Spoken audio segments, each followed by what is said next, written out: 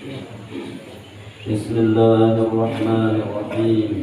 اللهم صل على محمد يا رب صل عليه وسلم. اللهم صل على محمد يا رب بلغه الوسيلة. اللهم صل على محمد يا رب وآله الفضيلة. اللهم صل على محمد يا رب خصه بالفضيلة. اللهم صل على محمد يا رب وارض عن الصحابة. اللهم صل على محمد يا رب وارض عن السلالة. اللهم صل على محمد يا رب وارض عن المشايخ. اللهم صل على محمد يا رب فارحم والدينا. اللهم صل على محمد يا رب وارحمنا جميعا. اللهم صل على محمد يا رب وارحم كل مسلم. اللهم صل على محمد يا رب واغفر لكل مسلم. اللهم صل على محمد يا رب لا تقطع رجانا. اللهم صل على محمد يا رب يا سامع دعانا. اللهم صل على محمد يا رب بلغنا نزور. اللهم صل على محمد يا رب تغشانا بنور. اللهم صل على محمد يا رب حفظانا وأمانا. اللهم صل على محمد يا رب واسكننا جنانا.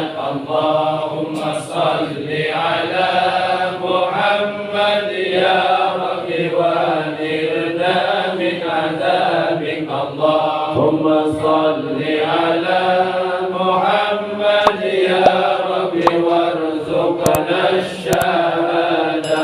اللهم صل على محمد يا رب اعطنا بالسعادة. اللهم صل على محمد يا رب واصلح كل مصلح. اللهم صل على محمد يا رب واكفي كل مؤذي. اللهم صل على محمد يا رب نختم بالمشفع. اللهم صل على محمد يا رب صل عليه وسلم.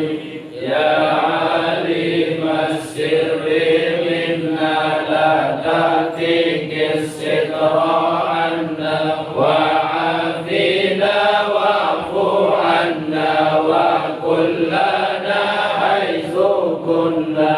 يا عالم السر منا لا تأتيك الستر عنا وعافينا واعف عنا وكلنا حيث كنا. يا عالم السر منا لا تأتيك الستر عنا وعافينا واعف عنا وكلنا حيث كنا. يا عالم السر منا لا تأتيك الستر الستر عنا وعافنا واعف عنا وكلنا حيث كنا يا عالم السر منا لا تهتك الستر عنا وعافنا واعف عنا وكلنا حيث كنا يا عالم السر منا لا تهتك الستر عنا وعافنا واعف عنا وكلنا حيث كنا يا عالم السر منا لا تهتك الستر عنا وعافنا واعف عنا وكلنا حيث كنا إلهنا من نعمة علينا ووفقنا لشكرك ما بقينا أذقنا بعد عفوك والعوافي وهون كل مطلوب علينا فإنا لا نحول في مهم ألمتنا ولا ما قد لقينا على أحد ولا سبب ولكن إذا ضاقت وكنت لها قامينا وصل على رسولك كل حين محمد النبي الزكي الأمين كذا آل وأصحاب كرام ومن والاهم والتابعين الفاتحة.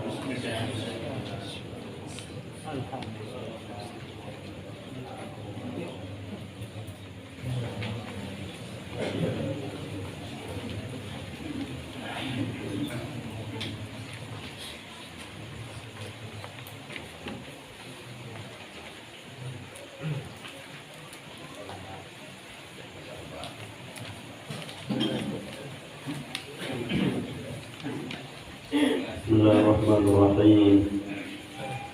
الحمد لله الذي بنعمته تتم الصالحات، والصلاة والسلام على رسول الله سيد السادات نبينا مولانا محمد بن عبد الله وعلى آله وصحبه ومن والاه.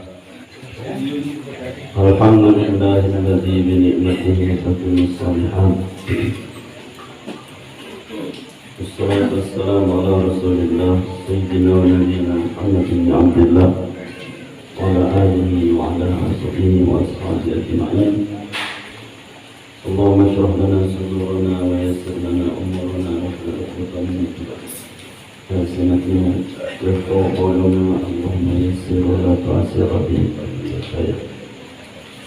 قال المصنف رحمه الله تعالى عن قال فيه بعلومتك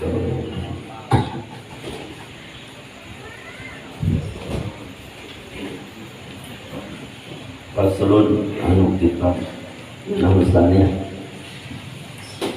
faslun fi dhimmi dunya ay fi dhimmi dunya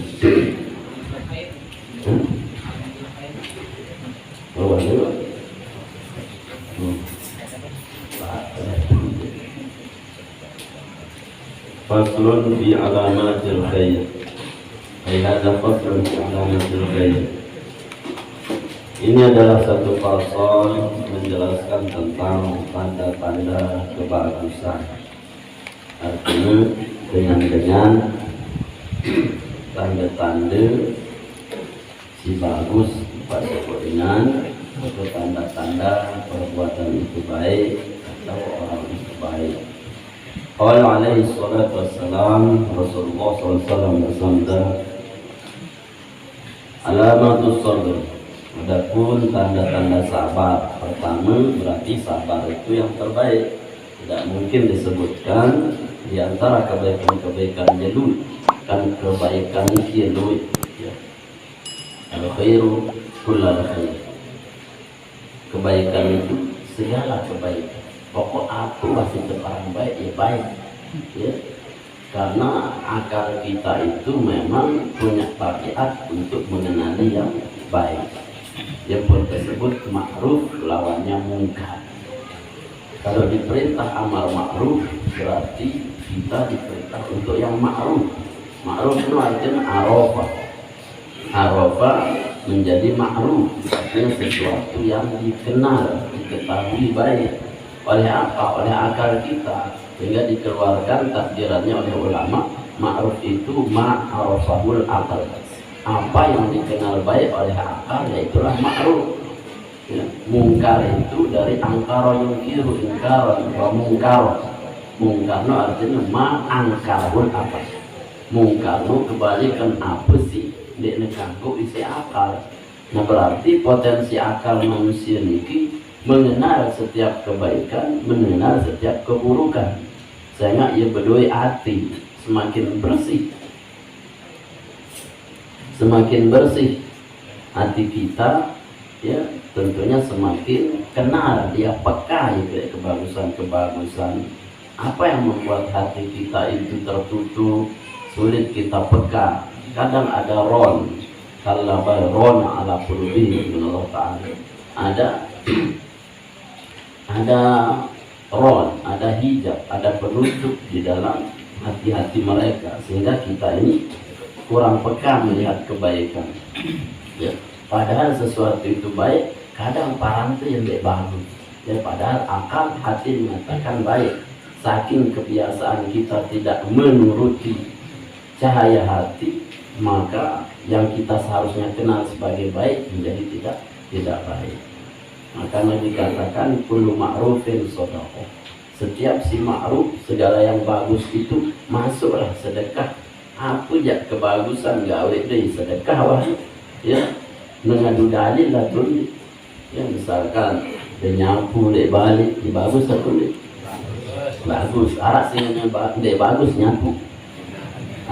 Dan akal kita sepakat bahwa bersih-bersih itu bagus. Berarti setiap sedekah pun di situ ada sedekah, ya, sedekah. Ya. Kemudian sudah lalu ngaji, bagus atau tidak? Ya, bagus. Berarti di situ mana sedekah. Ya, ketemu dengan lebih sedekah. Artinya semua kebagusan yang kita lakukan di dalil atau dalil dengan dalil atau tidak, pokoknya bagus, ya bagus loh. Ya. Sehingga di dalam sebuah hadis tersebutkan ma ra'ahul muslimun hasanan fa huwa indallahi hasan.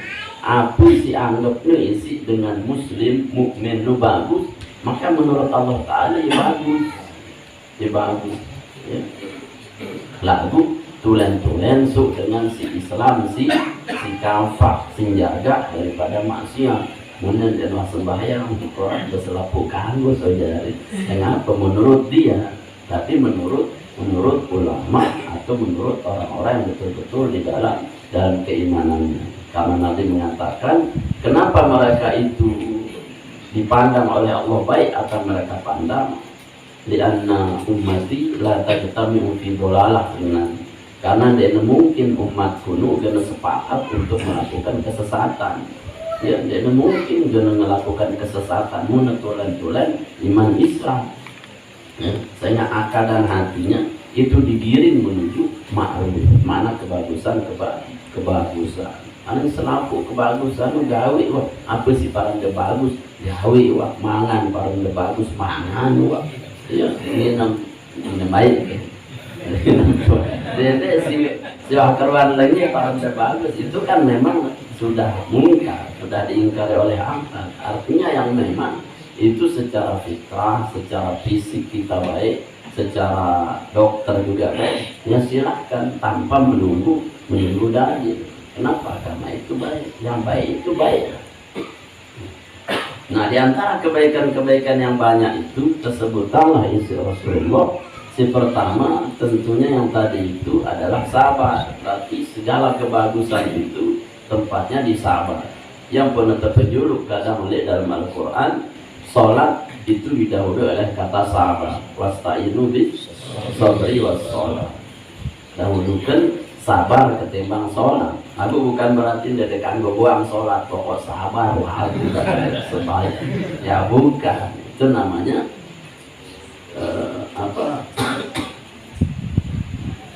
mendahulukan sabar timbang sholat, bukan berarti sholatnya tidak baik. Artinya dua hal ini menjadi kebaikan yang paling besar, sholat dan sabar, karena tidak bisa dilepaskan. Tidak mungkin kita sholat kalau kita tidak sabar, tidak mungkin kita sabar kalau kita tidak sholat. Artinya dua-duanya itu saling berhubungan. Misalkan tidak mungkinlah kita ini tinggalkan pekerjaan kita, tidak mungkin kita tinggalkan waktu kita hanya untuk sholat. Nah disitulah butuh sabar meninggalkan apa yang kita senang, sabar meninggalkan yang maksiat, sabar meninggalkan apa yang dilarang Allah Subhanahu wa Ta'ala. Nah ini berarti sabar itu mendahului kata sholat. Kebaikan yang paling tinggi itu adalah sabar. Nah apa tandanya dengan Rasulullah? Pertama husnus sarirati indallahi. Husnus sarirati adalah baik prasangkanya indallahi kepada Allah. Artinya, nah dengan sabar si pertama si paling tinggi kualitas sabar husnul zon tipe Allah itu.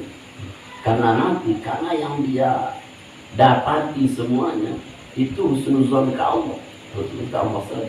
Ya, jangankan nikmatnya, musibahnya, ya apapun dia itu husnuzon ke Allah. Dia tidak pernah punya negatif thinking ke Allah Subhanahu wa Ta'ala, dengan sabar.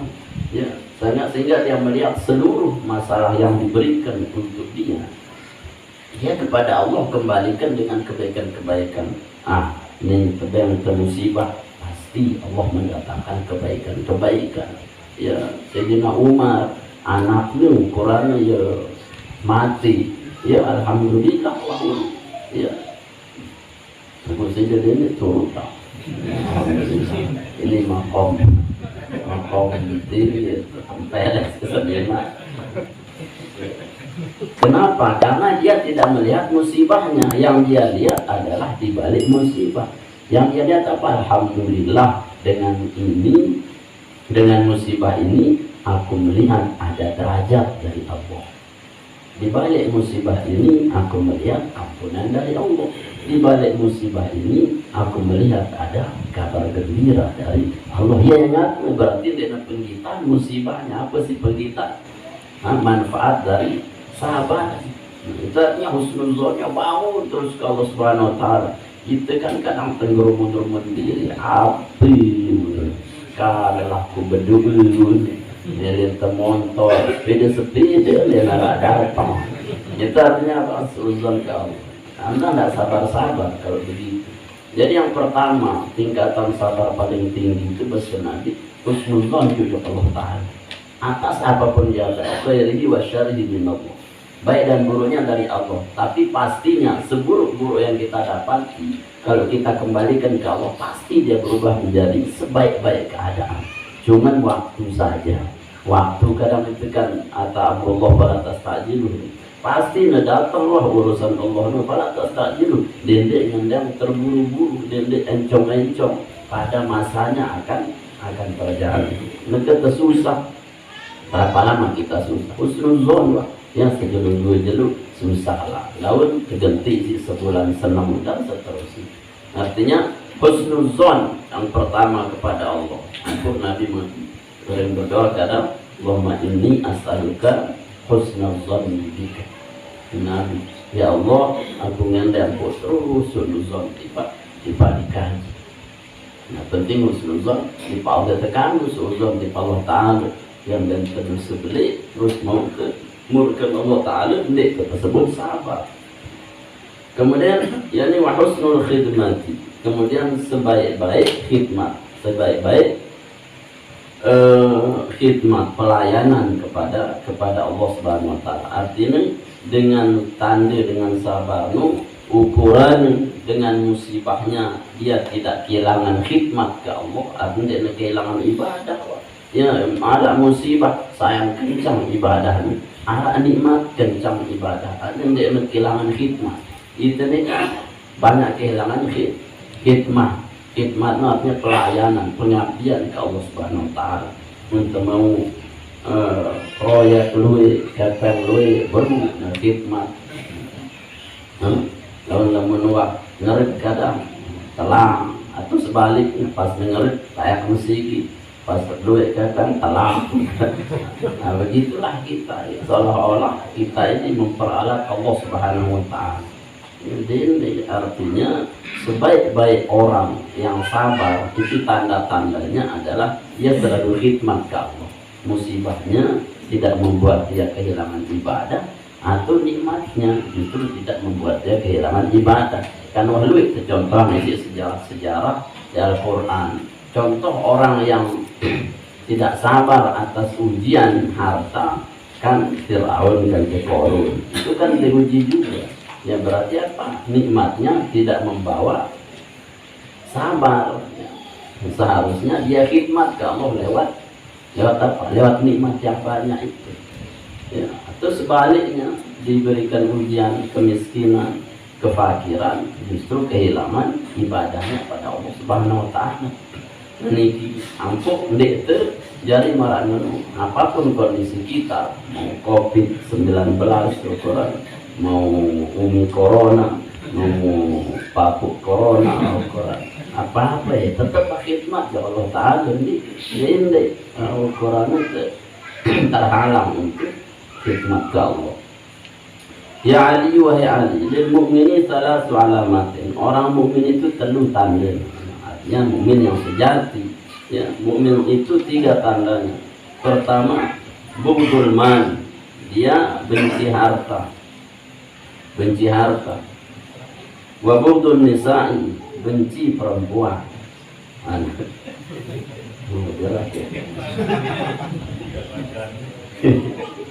Wa bughdul kalami fi a'radin nas, dan benci berbicara tentang harta-harta manusia.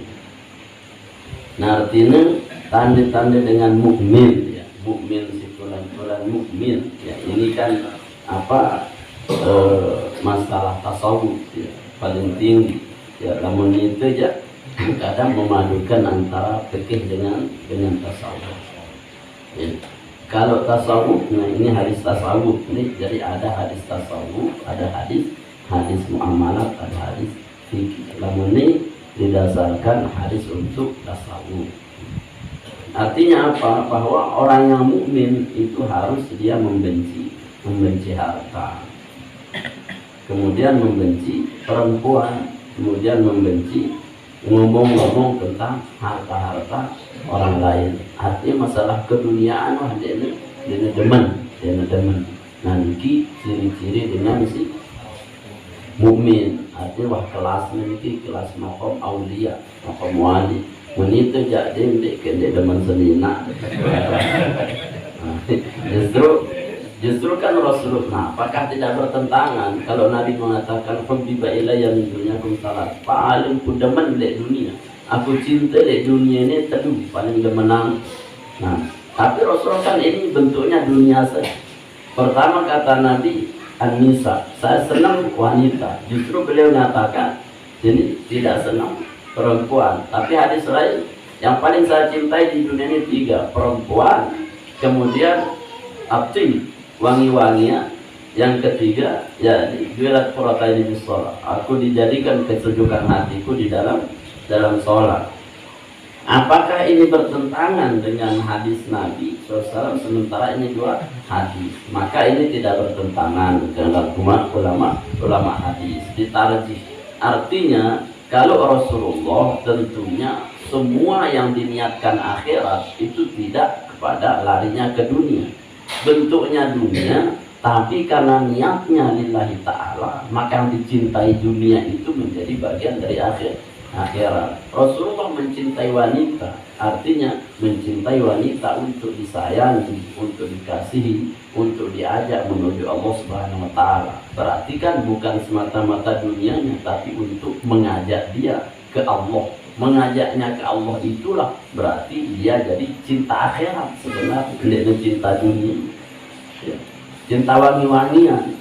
Kenapa? Karena wangi-wangian ini adalah yang mendekatkan kita kepada Allah Subhanahu wa taala, dan Allah Subhanahu wa taala Maha bersih, ya Maha suci, mencintai yang suci-suci. Berarti wangi-wangian yang dicintai Rasulullah berarti yang mengajak kita menuju ibadah. Berarti wangi-wangian yang tidak digunakan untuk maksiat. Ya berarti kaduna sembahyang, kaduna ye sudah menang. Berarti bukan dunianya. Mencintai sholatnya, pekerjaannya harus sholat, tapi pekerjaan niatnya itu adalah lillahi ta'ala. Berarti tidak bertentangan. Nah, berarti perkara dunia atau akhirat itu terpisah, atau dia bisa dibedakan hanya melalui niatnya saja. Ampun, di dalam hadis sahih tersebutkan kamin amalin yatasawwaru bi surati amali dunya tasiru umur al-akhirah bi husnil niyah. Berapa banyak urusan-urusan dunia yang berbentuk dunia berubah menjadi amalan akhirat bi husnil niyah karena baiknya niat. Wa kam min amalin, banyak amal yatasawwaru berbentuk amalan akhirah, berbentuk amalan akhirat, tasiru menjadi umurul dunia, menjadi amalan dunia bisuin niyah karena buruknya niat. Ya, misalkan sholat itu sembahyang itu karena ingin dipuji oleh orang lain, untuk teringat sih dengan kelihatannya sholat, niatnya jelek, maka sholatnya seolah-olah bukan untuk akhirat tapi semata-mata dunia. Jadi ngelor, misalkan ngelor itu ukuran amalan dunia atau amalan akhirat? Amalan dunia. Tapi kalau kita niatkan bismillah untuk buat ibadah, maka dia jadi amal akhirat. Tidak sedekah akhirat atau dunia?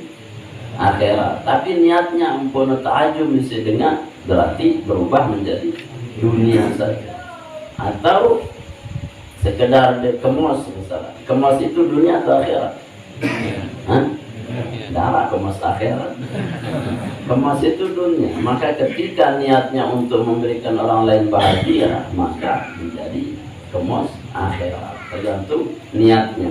Nah, berarti lihat hadis ini harus kita hamil ke dalam makna tarjih. Mana tarjih? Artinya benci harta, benci wanita, benci kalam dalam porsi apa? Nah, harus ditahu. Dalam porsi apa? Bencinya terhadap harta ketika harta itu membuat dia lupa terhadap dunia. Dunia terhadap akhirat, barulah dia benci harta. Nah, lamun senang tipe harta dan harta itu membuat kita senang ibadah, itu bagus. Duit ada mobil misalkan, kadun ada pengajian, kadun ada senang untuk mencari ilmu atau dan seterusnya, itu berarti senang terhadap dunia tapi porsinya untuk ibadah. Berarti maknanya orang yang mukmin itu sejatinya dia cinta terhadap harta kalau harta itu membuat dia semakin dekat dengan Allah, dan dia benci terhadap harta kalau dia itu membuat dia lupa pada Allah. Nah, sehingga kan Imam Ghazali ngene-ngene, ad-dunya mahmud wa imma madmum. Dunia itu kadang terpuji, kadang tercela. Kapan dia terpuji? Dia terpuji ketika dia mengantarkan kita menuju Allah. Dia tercela ketika melupakan kita pada akhirat. Maka aku benci dunia yang melupakan aku terhadap Allah. Aku cinta dunia yang mendatangkan aku kepada Allah. Itu maknanya. Paham ya? Ya. Jadi si dulu misalkan berdua de motor, aku motor ni minyak itu kalau jok senggigi di bukan jok KPKP di, anda harus benci motor itu, jual di. No kan? Berarti apa? Dia membuat saya lupa Allah. Ya, berarti kalau saya punya motor lagu tekan jok Islam tekan ngaji, berarti Anda cinta kepada motor ini karena dia mengantar Anda ke tempat yang diridhai Allah. Nah itu takwilnya. Berarti juga benci terhadap perempuan. Kapan? Ketika wanita itu membuat dia lupa terhadap Allah. Tapi kalau istri kita ngingetin kita ke Allah, kan bagus. Rasulullah sampai 9 istri, semuanya ngingetin beliau kepada Allah. Kalau istri-istrinya ini tidak ngingetin beliau ke Allah, mungkin dia memarahi Rasulullah. Berarti Rasulullah mencintai wanita karena dia mendekatkan dia kepada Allah. Saya kira Al-Quran surat At-Tawabun, ya ayyuhalladzina amanu inna min azwajikum wa auladikum aduwwan lakum. Sama lah dengan ini kalimat. Wahai orang beriman, sungguhnya istri-istrimu, anak-anakmu itu adalah musuh buat kalian. Fahdharum, tinggalkan mereka. Suruh tembilin selina, suruh tembilin anak. Kenapa? Karena dia adu, ya ada musuh, ya. Musuh tipasi. Nah, ulama tafsir mengatakan harus ditahu kapan istri, kapan anak jadi musuh, kapan anak jadi anak, kapan istri jadi istri. Kapan istri jadi musuh, kapan anak jadi musuh? Ketika dia melupakan Anda kepada Allah Subhanahu wa Ta'ala. Dia tetap yang sembahyang misalnya masjid, padahal nah, pegawaian itu lebih terkepeng sembahyang tinggi. Berarti dia itu musuh. Kenapa? Karena dia menghalangi Anda untuk Allah Subhanahu wa Ta'ala. Dia ke yo sembahyang ini itu tuh yang payu gorengan tasbih. Boleh baik wajah. Adik macam Pomak begalang baik. Dia bersembahyang segur dia mesti kerja nak pegawai. Dia nak ngapain senang kepen. Pak Ayu bikin tasbih tegoran. Ya Pak apa nih Pak tasbih? Dia kunci motor tegoran. Itu mancing. Ya artinya bahwa istri kita menjadi musuh kalau menghalangi kita ke Allah. Anak kita menjadi musuh pun kalau dia membuat kita lupa ke Allah. Maka cintai dia karena dia mengatakan kepada Allah. Cintai dia untuk kita sama-sama menghadap Allah. Itu makna. Ya Ali yuhai Ali, lil akili salatu alamat. Orang yang berakal itu perlu alamat, perlu tanda. Ini kan baik-baik semua. Sabar, kemudian mukmin, kemudian akal, berakal. Dengan berakal tulen no bersenadi perlu tanda. Pertama al-isti'anatu apa namanya? Al-isti'anatu bid dunya alal akhirat. Nah ini kan berkebalikan dengan di atas, berarti butuh ditahui. Tanda dengan berakal si pertama al-isti'anatu bid dunya. Dia minta tolong dengan dunia alal akhirati untuk mengejar akhirat. Artinya dunia sebagai wasilah untuk mencapai akhirat. Perlukah dunia? Perlu dunia. Ya butuhkah dunia? Butuh dunia. Ya. Namun dia nara dunia, dia nara kalau terjauh akhirat. Kan berarti rugi dunia, rugi akhirat. Yang bertetesurut di dunia hasanah fil akhirati hasanah. Karena dunia itu akan menjadikan kita wasilah untuk mengejar akhirat. Ukurannya itu dunia motor atau sepeda. Tuh balik dan misalkan pernah lihat dulu darah motor, darah mobil. Aku sih sengaja. Kalau dia leka, selesai tengah hari kalau datang. Artinya apa? Bahwa dunia itu perlu, dunia itu penting. Berarti orang yang akalnya sehat, dia mencari dunia karena dunia bisa menjadi wasilah untuk akhirat. Berarti untuk pegawai meta kafir, meta harta, meta rezeki itu adalah niatkan untuk mencari bekal akhirat. Nah, lamun tu ialah makna firman Allah yang ada dalam Al-Qur'an sono apa wabtaghi fima atakallahu darul akhirah wala tansa nasibaka minan dunya. Carilah apa yang Allah beri untukmu itu berupa akhirat. Artinya dunia itu yang engkau cari dulu akhirat, baru ke dunia. Artinya bahwa dunia yang kita dapat jangan melupakan bagian daripada akhirat kita. Misalkan mau sejuta, ya berapalah itu untuk sedekahnya. Kemudian pokoknya dari dunia yang kita punya ini ada bagian untuk akhirat. Dan beli motor baru dan raya nang dulu jauh sikit dan kita sendiri maka ketuan sih beto dan raya nang lek motor no gigi harus akhirat dulu. Beda tampang baru, tampang piste, kadang piste doang lupa pada musik kita letak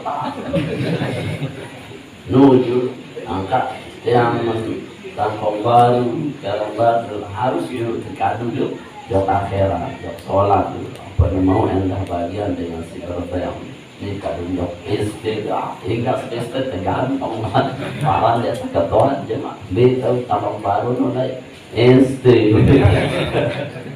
Ada juga jauh apa, ada juga sandal baru, pondok juga lebih sedikit, tendangan telangan baru.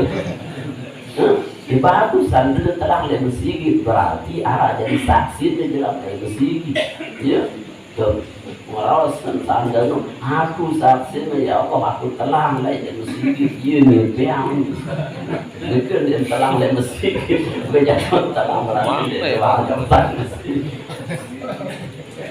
Jadi nyata mas sandal yang pun telang lebih sedikit. Bagus dari saksi kan. Jadi saksi cuma ada jauh parah dia mengawas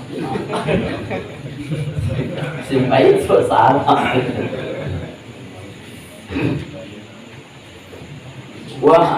Wahtimali jafa dan bisa memikul kesulitan. Artinya orang yang berakal itu pertama dia menjadikan dunia sebagai wasilah ke akhirat. Si kedua, mereka itu mampu memanage ihtimali memikul kesusahan.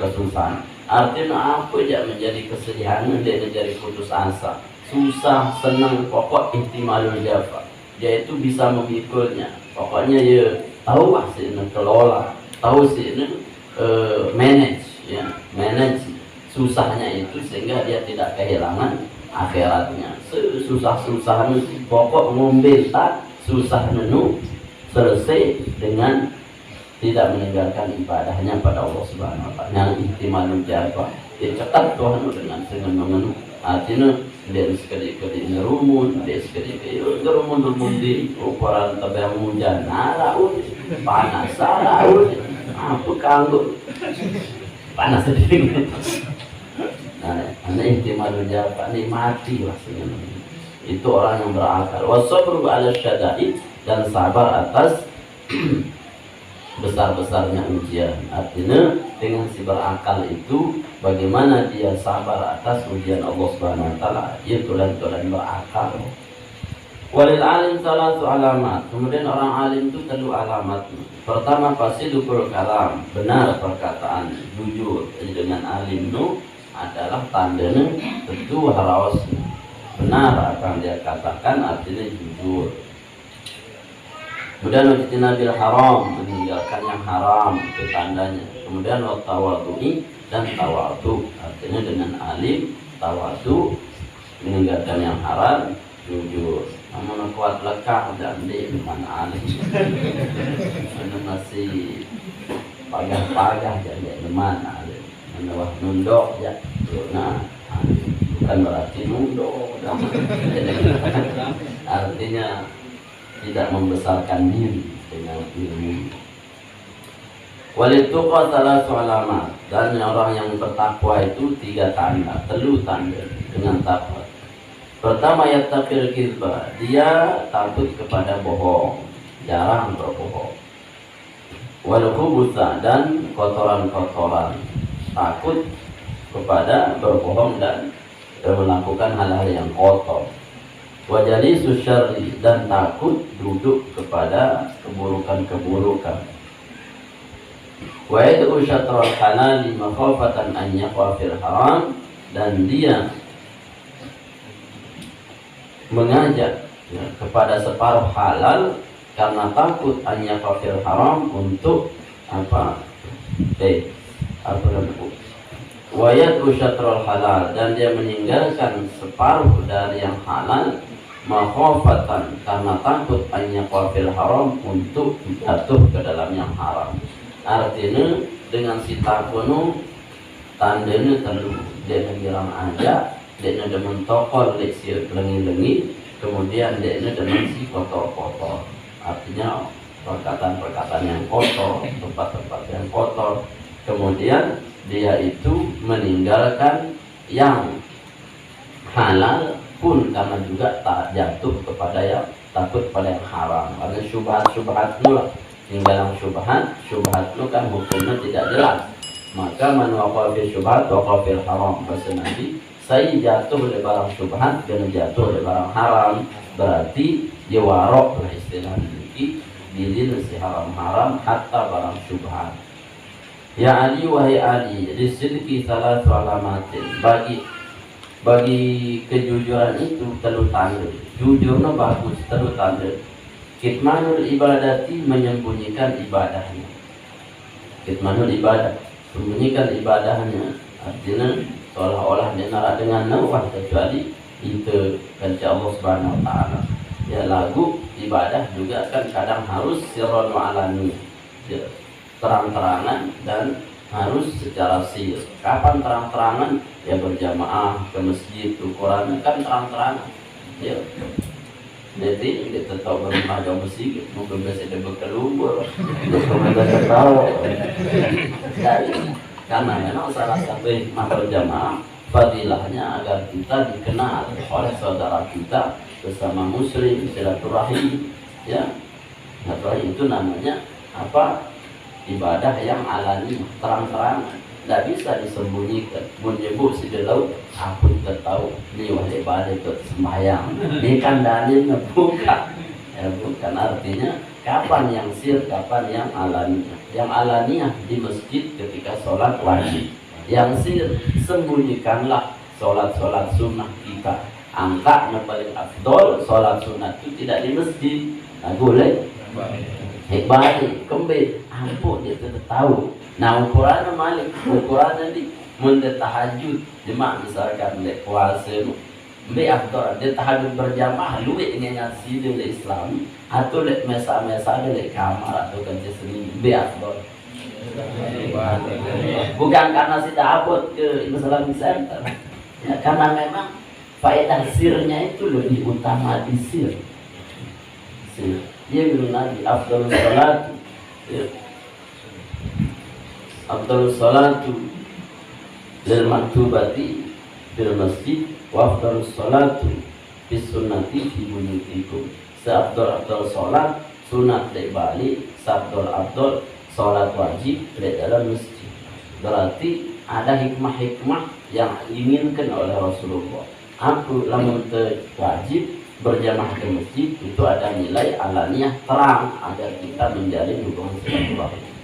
Lamun leksir si sunnah itu memang tidak boleh ukurannya kelihatan kecuali kita hanya dengan Allah Subhanahu wa taala. Masihlah afdolan. Lagu bukan berarti dengan afdol tidak usah Center sejujur afdol sebenarnya. Lagu lamun lek balik masih jadi salah si lek balik. Menguni aku Islam itu aku sejujur. Tidak boleh salah dia salah. Ya, justru bisa jadi afdolan si nyebut-nyebut nu, nasi si sunnah nanti na afdol. Karena apa? Karena yang sirnya itu yang diambil. Kitmanul ibadah, artinya kembali ke sini dengan si jujur nu menyembunyikan ibadah, artinya ibadah sindik perlu ditampakkan. Si wajib tertampakkan ya ibadah wajib kita. Yang sholat wajib itu tampak, harus tampak berjamaah. Namun si sunat dengan kitman disembunyikan. Wa kitman sodaqoh, dan orang yang jujur itu tandanya adalah dia menyembunyikan sedekah. Artinya dia memilih tahu wah lagu ala masih sirkan ci alania warfiku mimma razaqnakum ya apa sirran wa ala niya, dan berinfaklah dengan apa yang aku rizkikan secara sir dan alania ya. Kapan yang sir, kapan yang alania? Kalau itu alania mungkin untuk memotivasi dengan duit, misalkan sumbangan masjid.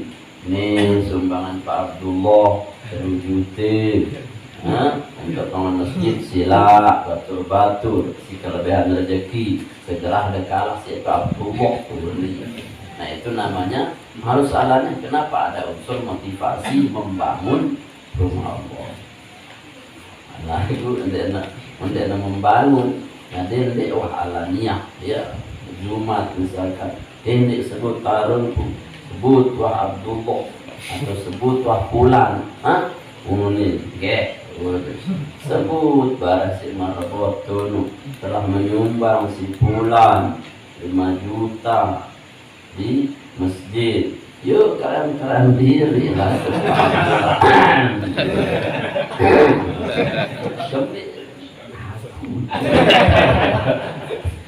Artinya kan batal yang seharusnya sir alaniah kan. Jadi kalau alaniah ada motivasi yang merembet kepada orang lain untuk menghasilkan banyak sholat. Tapi kalau yang sir-sir maka sirkanlah yang tidak ada tujuan lain kecuali kita dengan Allah Subhanahu wa taala.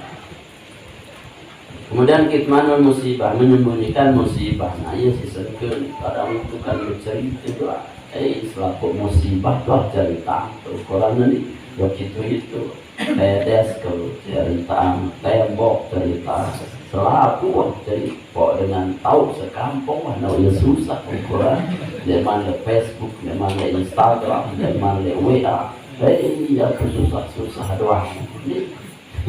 Papa senang ya lu proyek lu kerjaan sepi datang kenal si pelit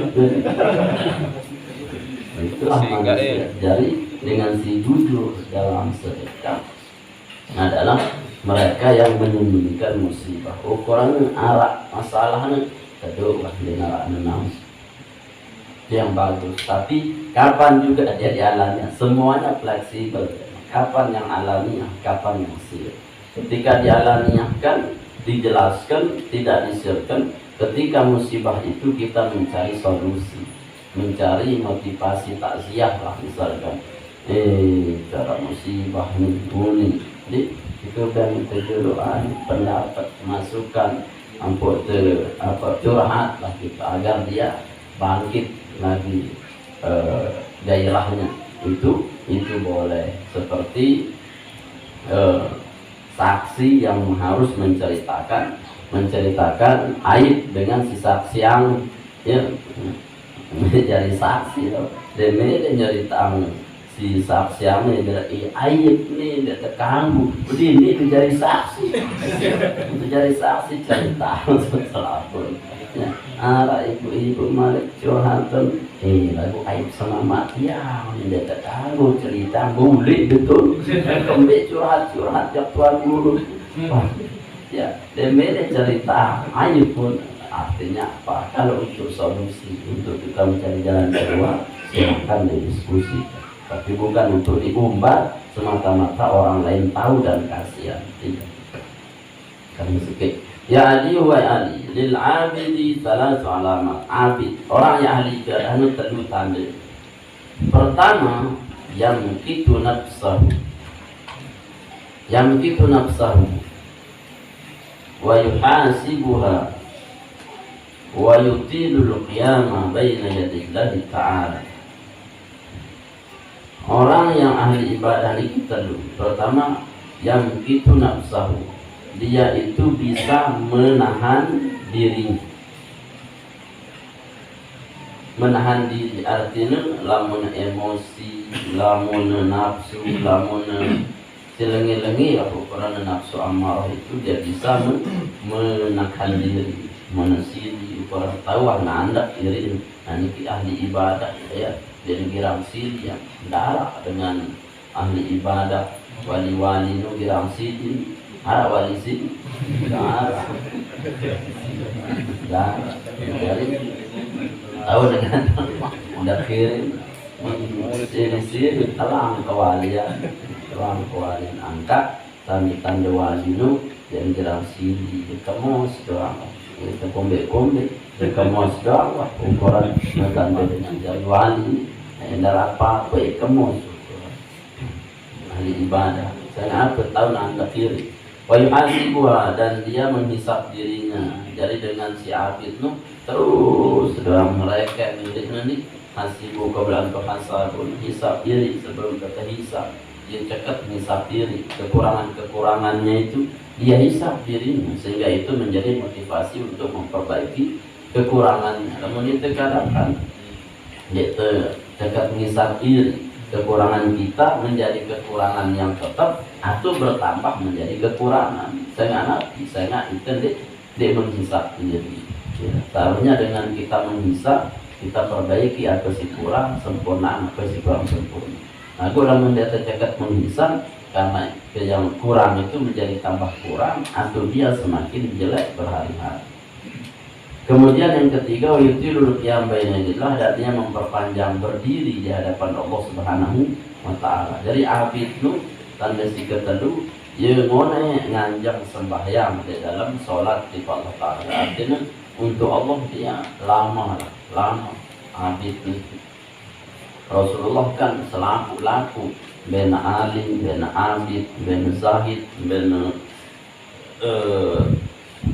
selaku Rasulullah, suhudnya ya tawaduknya selaku Rasulullah, termasuk abidnya. Menurut Rasulullah nganjang sholat di hadapan Allah mesa ke lalu nu sampai teduh surat 4 surat sini berayat Al-Baqarah, Al-Imran, An-Nisa, Al-Maidah buru nerupu tidak tahu 4 surat beda-beda sehingga ya sujudnya sama dengan berdirinya lamanya, rukunya sama lamanya dengan berdiri. Bengkak-bengkak siapa si nikmatnya berhadapan dengan Allah Subhanahu wa taala. Itu kadang biluan imam sekali berayat kayak nokole ya sambil semorangikal a'la mana menjadi abid seperti Imam Ghazali ya. Jangan seperti ya ikan yang tidak betah di dalam air atau seperti burung yang tidak betah di dalam sangkar. Namun ibadah ukuran atau tidak mesti dendek marah angkun itu ni dari tempat dek teisah dek laut dek air. Hanya apa panas-panasan diri tombong beruk buas ini sah dek mesti. Ya, ini sehari tahun tokolan sembahyang mencobaan.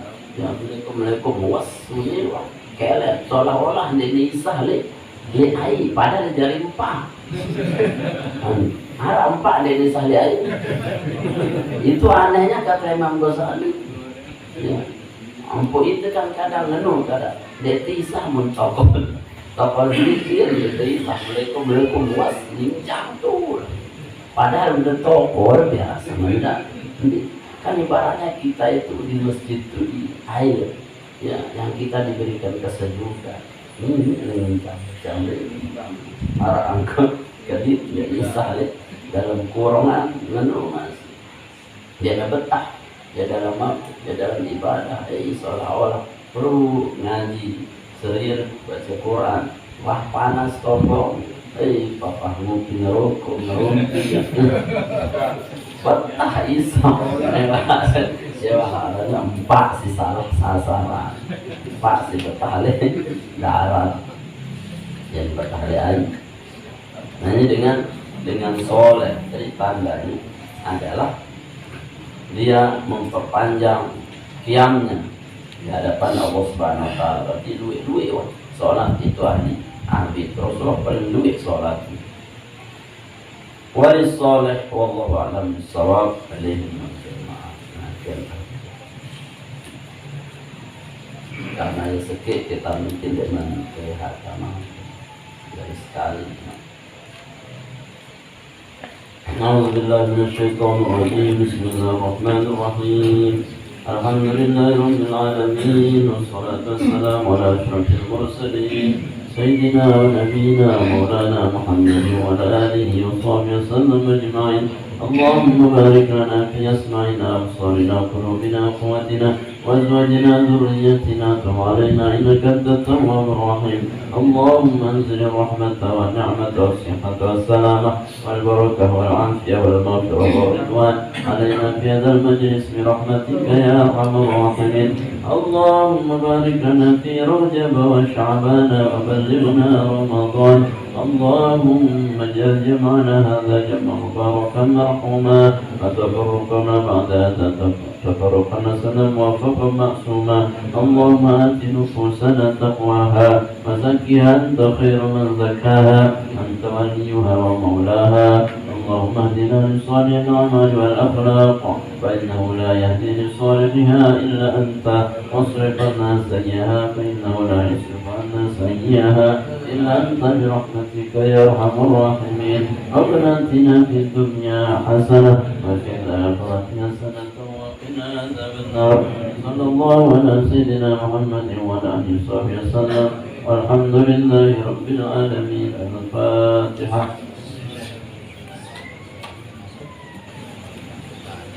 Alhamdulillah. Pertanyaan.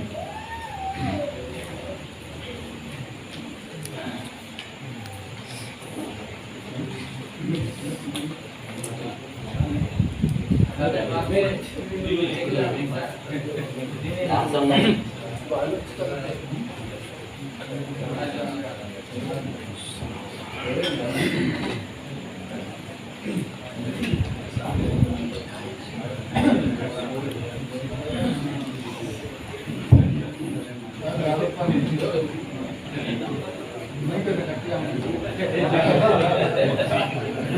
Bismillahirrahmanirrahim. Assalamualaikum warahmatullahi wabarakatuh. Waalaikumsalam. Terima kasih Ampun yang Guru. Barang yang kita anggap baik dan bagus, sesuai dengan penjelasan yang baik, kerjakanlah dan lakukan. Nah, bagaimana kalau kita misalnya kita itu bekerja sebagai penjaga tempat ibadahnya orang kafir, misalnya di gereja, di kerentengan, atau di di wihara. Nah, ini banyak orang-orang Islam yang sebagai penjaganya. Kalau di pura tidak ada. Dan niat itu untuk honornya itu untuk menikahkan istri dan anaknya. Nah, ini bagaimana kaitannya dengan kita itu dikategorikan itu baik atau bagus atau bagaimana? Nah, mohon penjelasan kita dulu. Terima kasih. Assalamualaikum. Assalamualaikum warahmatullahi wabarakatuh. Saya tanyain tentang ini, suku-suku pedalaman, suku seperti Asma, Dayak, karena dia tidak ada teknologi, tidak ada TV, apa segala. Dia percaya dengan namanya animisme, dengan pohon-pohon besar. Bagaimana nasibnya dia di akhirat? Apakah dia berdosa? Karena di sana tidak ada yang dakwah, tidak ada siar agama Islam. Ya, seandainya dia berdosa, apa salahnya dia? Karena kan tidak ada terkenal, tidak ada kiai, tidak ada ulama. Bagaimana nasibnya dia? Itu aja Pak Guru. Terima kasih. Assalamualaikum warahmatullahi wabarakatuh.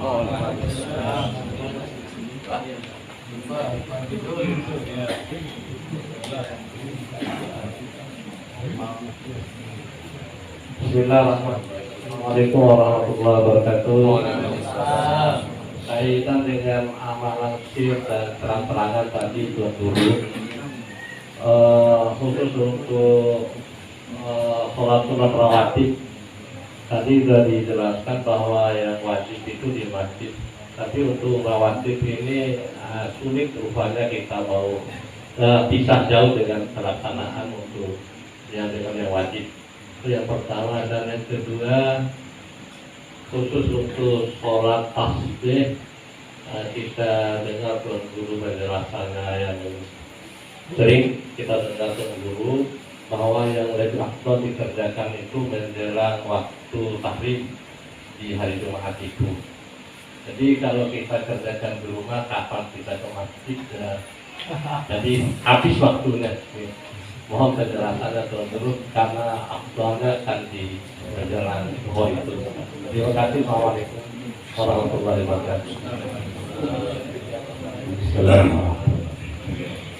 Sudah? Ya. Bismillah, alhamdulillah, salatu wassalamu ala rasulillah. Yang pertama, Pak Haji Soleh. Saya kira apa tanda-tandanya orang soleh? Pertanyaan. Disebut baik, apakah baik menurut saya atau baik menurut orang lain?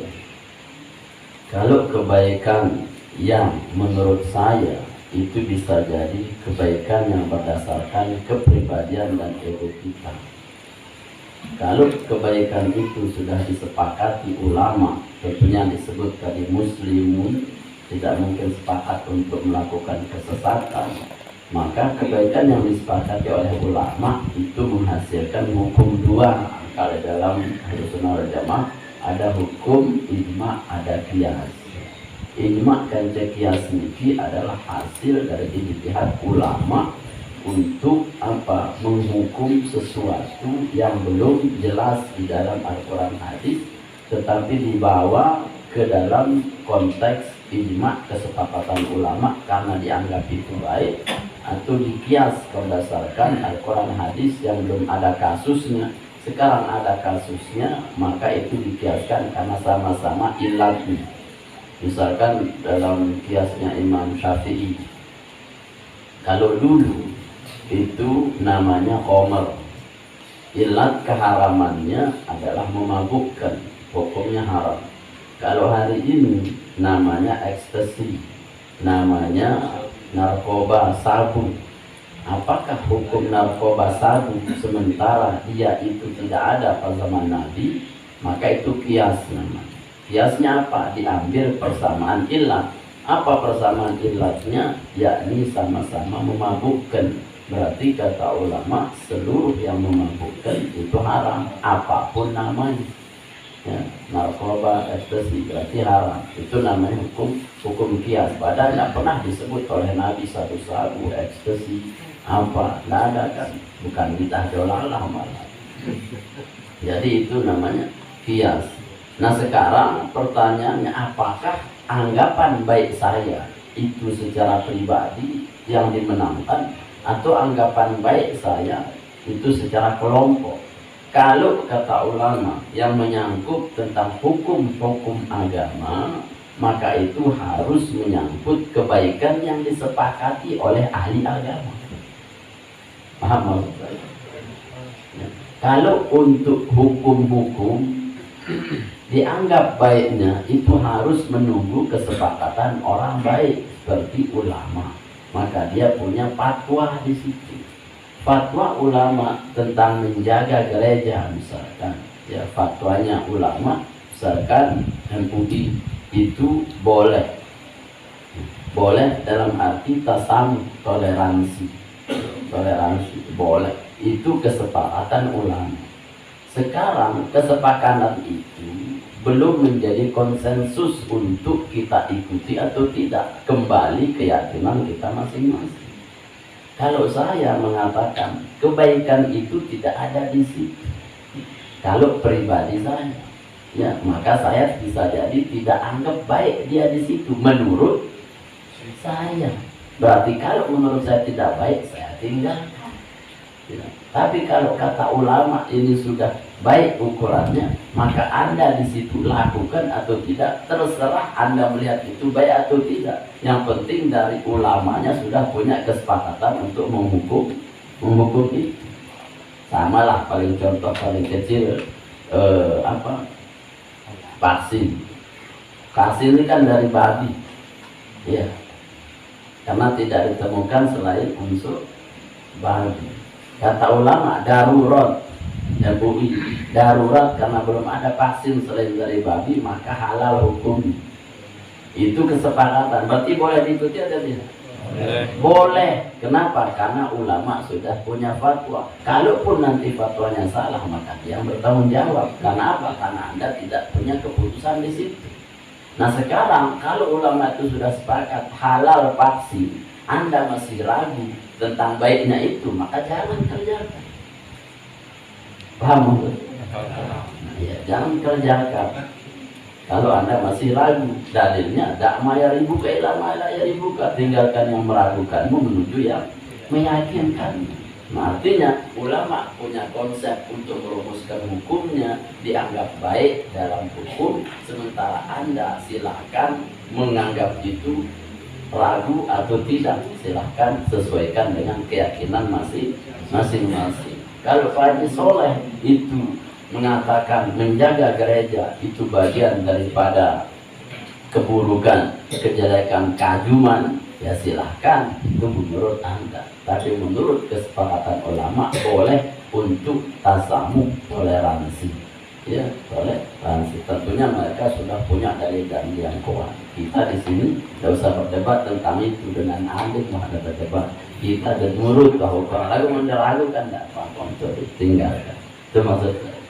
Paham juga? Saya.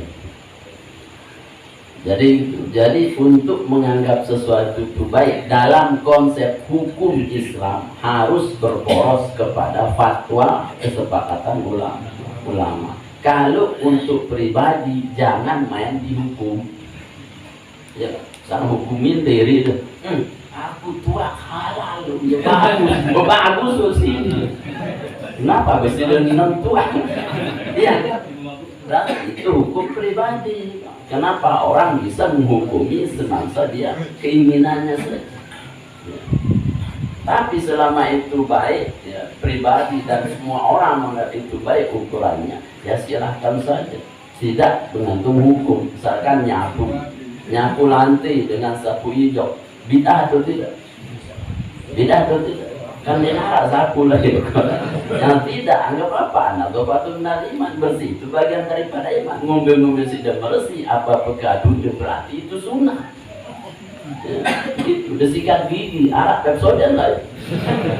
Ada sikat gigi, bid'ah atau tidak?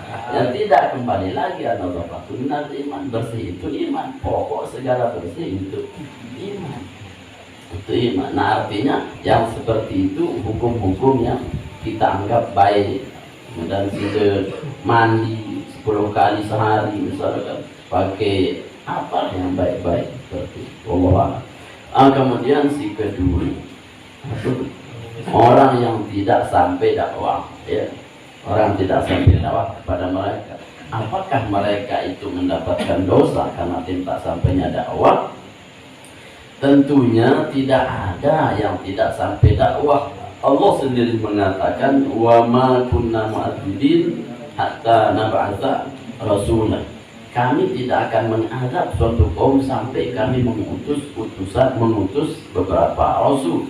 Utusan berarti mungkin ukuran rasul-rasul sudah ditutup dengan kenabian kerasulan Nabi Muhammad. Tidak ada nabi rasul, berarti nabi punya pewaris. Maka Nabi katakan al ulama warasatul anbiya.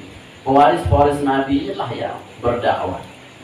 Nah, mungkin ya dari sekian banyak ya ulama-ulama ini yang sudah berdakwah itu sampai kepada mereka, cuman tidak kita kenal kadang, tidak kita tahu sehingga mereka menolak dakwah di situ. Berarti dakwah sudah masuk, mereka menolak dakwah, mereka mendapat azab, berdosa.